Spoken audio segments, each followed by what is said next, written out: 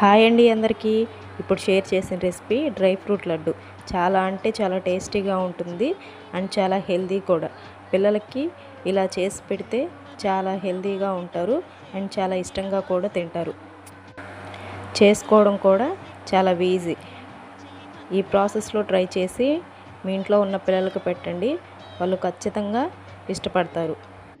And ఈ recipe ఎలా ఉందో ప్లీజ్ కామెంట్ చేయండి, నచ్చితే లైక్ చేయండి, ప్లీజ్ నా ఛానల్ని సబ్స్క్రైబ్ చేసుకోండి. Thank you. బయట కొనడం కంటే ఇలా మనం ఇంట్లోనే ప్రిపేర్ చేసుకొని పెడితే పిల్లలకి చాలా మంచిది. ప్లీజ్ ట్రై చేయండి.